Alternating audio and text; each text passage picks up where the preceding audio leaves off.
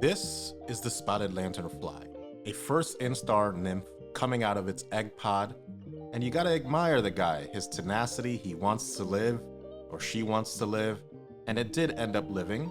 I saw it come out of its egg pod myself. But this is an invasive species, and a pretty destructive one. And so, working with Cornell University, I was tasked with developing a lab rearing protocol. Here they are in their characteristic. After they hatch, they start white, they turn to this black and white speckled pattern. And I was tasked with lab rearing these guys. And if you've been following my videos, you know that in lab rearing these guys, I acquired a entomopathogenic Beauveria bassiana fungi, and it is extremely virulent, and it plasters lab-reared spotted lanternfly nymphs to glass, which is pretty impressive. Here's a close-up of that. You can see the spores have just inundated the spotted lanternfly cadaver here.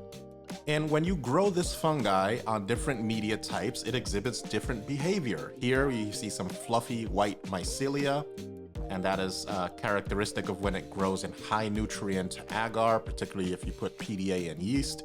But eventually, when it goes to sporulation, it almost always culminates in this powdery, dusty mass of mycelia that you can very easily extract spores from. And that's what it always looks like when it sporulates, at least in my experience. But an interesting development that I found out is when I was trying to re-isolate one of these Beauveria colonies, and these 3 white colonies are Beauveria here, I got an intruder. My mycologists often get contamination when they're doing transfers and re-isolations, and this intruder that to me looks very much like trichoderma produced a very interesting effect. If you see around the colonies here of the Beauveria bassiana, you see a halo, a zone of clearance, if you will, and these zones of clearance, the agar displays lighter pigmentation than the rest of the agar. And this happens very often in fungi. We often do in vitro studies, but in the natural world, these fungi compete with one another for nutrients, for access to ecological niches that they want to be in. And so what I suspect is that this Beauveria bassiana is excreting an enzyme called an amylase. And this amylase enzyme breaks down starch into more manageable sugars that the fungi can consume for its metabolism. Bacteria can do this as well. They also make amylases, and those amylases break down the starch. And if you treat the agar plate with iodine solution and that agar media has starch in it, it'll turn anywhere from a vivid blue-black to a dark purple. But the areas where there's no starch will not do this. So I got some iodine tincture. I made a 1:4 dilution in sterile distilled water, and I pour it into my plate here, as you can see.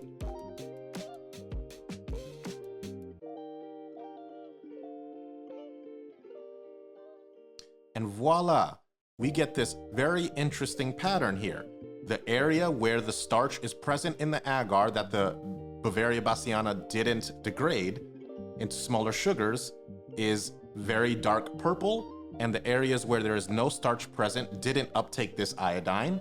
And so then this is a very, very strong indication that in co-culture with other fungi, it secretes this competitive amylase. And this is a monoculture of the Beauveria, and as you can see, there is no zone of clearance visible on the agar there, so it only does it in co-culture. Very interesting.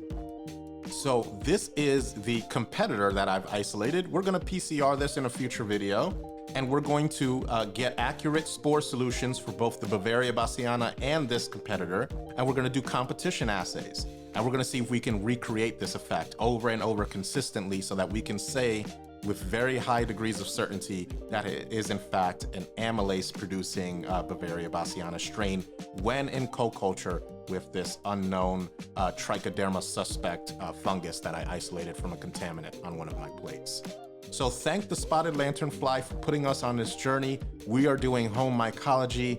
It has always been my dream to democratize mycology and spread some of this experimentation that you can do at a home lab across the world so that anybody does these that wants to do these creative experiments can. So join me on this journey. If you guys like this kind of content, subscribe, follow, share this as much as possible. And trust me, if you guys support me and grow this channel, I'll do some amazing things for you guys. So yes, please, if you like this, keep up and stay tuned.